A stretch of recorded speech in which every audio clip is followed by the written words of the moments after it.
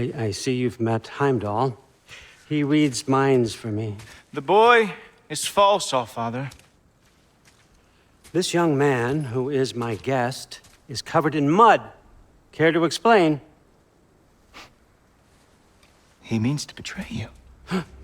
Is that true, Loki? You a little trickster? Heimdall, god of Foresight, the bearer of Gjallarhorn, herald of Ragnarok, all of these magnificent titles. Yet he's simply referred to as Odin's glorified mind reader, and that's by Odin's introduction. If there was ever a betrayal of how Odin perceived Heimdall, it would be that slip of the tongue right there, swiftly followed by Odin warming up to Atreus by admitting Heimdall is a lot. He can be quite perceptive, but he forgets to think. When it comes to Heimdall, it might be very difficult to initially see. His story is almost as tragic as Thor's, and his own personality doesn't make it easier. Heimdall's arrogant, standoffish, sarcastic, and has no intention of dropping his guard around Atreus or relenting towards him in any way. And since Atreus is the character we play as, naturally, Heimdall is going to be much more difficult to sympathize with. In fact, it's quite the contrary. You can't wait to finally find a way to have Heimdall understand what it feels like to be touchable, to truly understand what he himself admits. Baldur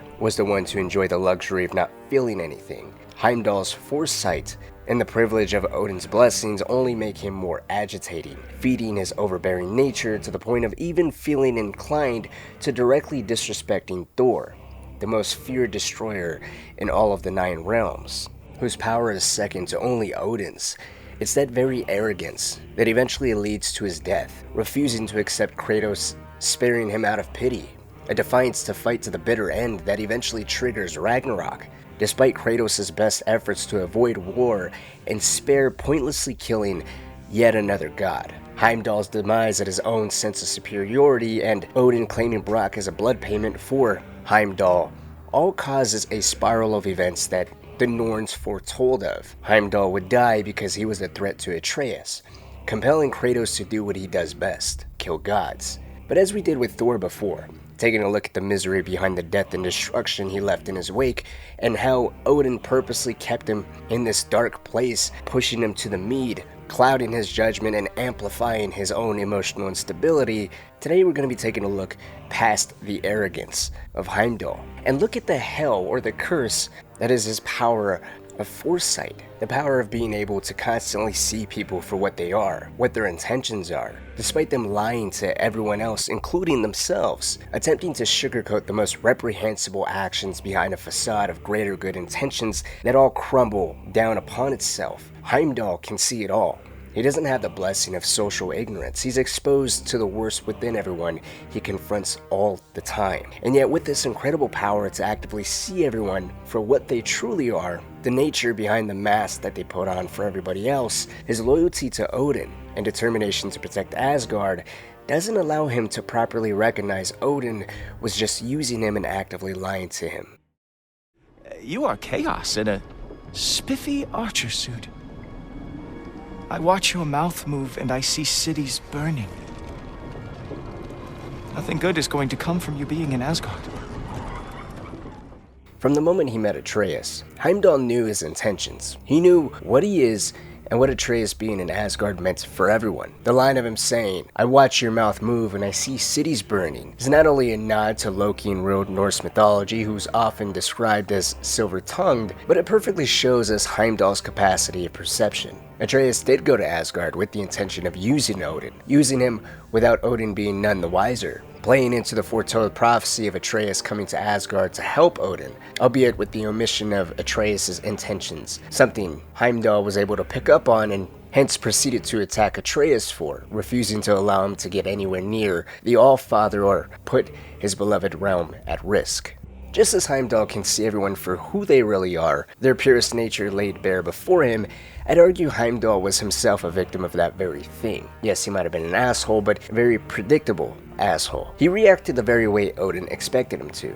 Odin knew very well that Heimdall would be able to see whatever Atreus' intentions really were, intentions Odin himself were well aware of as he was disguised as Tyr, thus eliminating any element of surprise Atreus believed he might have had over him. A crucial advantage Heimdall was not informed of, and hence allowed Odin to take advantage of Heimdall's aggression towards Atreus, welcoming his guest with open arms and appearing to be a savior from this protector of Asgard, further feeding into Atreus' belief that he is in fact tricking Odin while somewhat letting his guard down under the belief he's untouchable so long as he continues to trick the Allfather, deepening Odin's own manipulation of the young boy. Now there's actually a few fascinating things about Heimdall's introduction, aside from Atreus naively believing he has the upper hand and Odin using Heimdall's natural reaction to get the advantage over Atreus. There's some other things worth pointing out. First, the introduction to Heimdall is almost exactly parallel to the introduction of Thor. It shows just how Odin masterfully uses the other Aesir gods and their quote-unquote positions within their own pantheon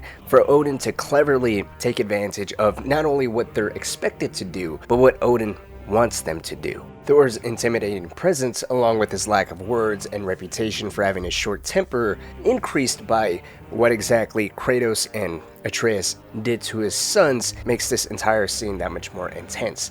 He has an affinity for destruction, and well, they're naturally already at odds with each other because Kratos and Atreus killed his sons. A few seconds later, Thor's intimidating presence and the history that they have between the three of them is a stark contrast to Odin's older, more receptive appearance. It's not as intimidating, it's a lot more relaxing, and he offers an alternative way to settle everything rather than just unleashing Thor on them, allowing the brute to do as he so pleases. It helps with Odin's overall facade, no matter how superficial of an alternative out Odin's offer really was. Heimdall's introduction is much more clever in how Odin uses him. First off, Atreus is completely alone. He's absolutely at the mercy of everyone here. He's separated from his father, and everything he does ultimately relies on how much he believes Odin has fallen for his ruse. There's also feeling guilty for helping the enemy, accepting Odin's invitation, coming to Asgard directly against his father's wishes, playing with the very prophecy Atreus has been so obsessed with. The only thing to make himself feel any better about all of this is that intention of his, tricking Odin and making sure the prophecy of his father dying doesn't come to fruition. If that intention of his is discovered,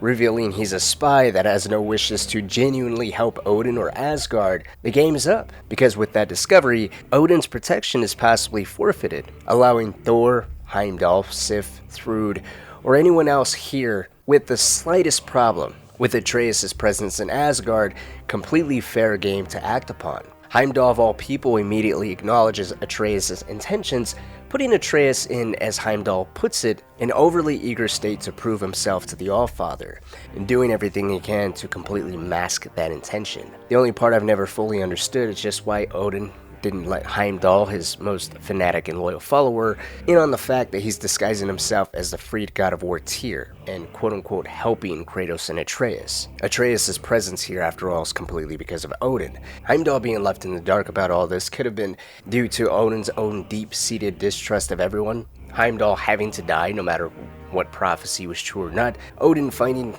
it difficult to bring anyone in on anything completely unless he absolutely had to, or it was a mixture of all those reasons, topped with he genuinely didn't really care about anyone so long as he got as much use out of them as he could. Heimdall's purpose is to protect this realm and devote himself to the Allfather. Hostility towards Atreus would not only work best for Odin's influence, but it's expected, as a kid can't hide anything from the God of Foresight. The only difference really would be in how the two of them met and how that impact would ultimately affect Atreus and his connection to Odin. If Odin directly brought Atreus to Asgard or was by the boy's side as Heimdall was first meeting him, Heimdall would undoubtedly do what he does best. But with Odin present, especially within the context of initially stopping any kind of fight between Heimdall and Atreus, it'll only add to Atreus' feeling of being completely safe as long as he has Odin under his thumb. While that in essence is already what he believes he's doing, it may not sound that different, but when you take into account how the actual introduction we are given directly shows Atreus that Asgard isn't exactly safe for him. There are gods here that do not welcome him and will take the opportunity to rid this realm of him should that opportunity present itself. It's a harsh reality check that he practically learns rather than technically knowing. operating under the misguided belief he can convince everyone else to see the good within him, just as he managed to do so with Odin. The initial squabble between him and Heimdall I don't think happened by accident and was meant to essentially teach the boy to watch himself. Everyone here serves Odin, and Heimdall especially isn't willing to stand for any sort of BS. Atreus must watch himself whenever he's outside of Odin's supervision, and even then he must not underestimate Heimdall. With first impressions being a very hard experience to overcome, this lesson would last twice as long and put him in an even stronger reliance on Odin. It all adds to the depth of Odin being all-knowing and a master of manipulation. Speaking of manipulation, Heimdall's curse of perception, the ability to see people for who they really are and what they intend to do. There's some hidden dialogue from Heimdall you can miss while exploring Asgard as Atreus that betrays the depth of Heimdall's loyalty to Odin by his own mouth, and it confirms the personal hell that such a gift can really be.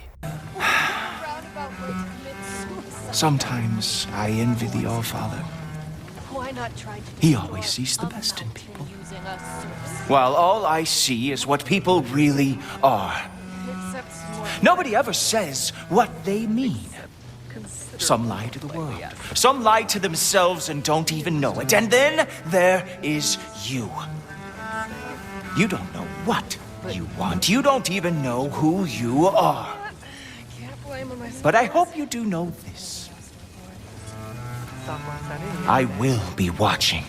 Earlier I mentioned Heimdall's loyalty to Odin and duty to Asgard doesn't allow his powers to properly work on Odin. He may enjoy greater treatment and appraisal than any other Aesir gods from Odin, but that doesn't necessarily mean he's truly valued any differently. If we can go back and compare it to Thor. Thor's drinking and self-loathing is relatable. He's not a destructive, simple-minded monster. He's an abused son chasing after his father's approval, struggling to accept the loss of his two sons. He has emotions and is constantly at odds with them. Heimdall, too, is not immune to the effects of his own emotions. While the tone of his voice here hints at sadness and just being sick and tired of constantly seeing the hell lying in wait within the depths of everyone's souls, possibly even feeling insulted by them thinking they can lie to him about something he can so clearly see. He may be the god of Foresight and is incredibly gifted with perception, but he's plagued with his own emotional pools. And we need to look no further than his fight with Kratos. Kratos is the first person in who knows how long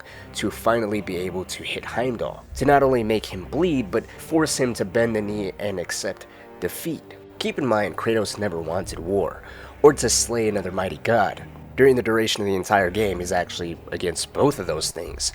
All he really wanted was to make sure Atreus was not in any kind of danger. Atreus' safety was really the only thing that would put Kratos in a situation that made him abandon his hesitancy of killing anyone else or eagerness of marching off to war, returning him to his old tendencies and doing what he does best, killing gods, essentially fulfilling the prophecy the Norns foretold, and in an endless cycle, while going to the Norns to discover his own fate, Kratos would discover Heimdall's intention of killing Atreus, compelling him to arm himself with Draupnir in addition to making any other necessary preparations to make sure Heimdall is neutralized as a threat to his son. Now that doesn't necessarily mean killing Heimdall outright, it was just supposed to level the playing field so that Heimdall's advantages, such as anticipating Kratos' every move, was overcome. It was Heimdall's overwhelming sense of shame brought upon Kratos, sparing him out of pity, that he chose to make the grave mistake and fight to the bitter end. Just as he made mistake after mistake following Kratos'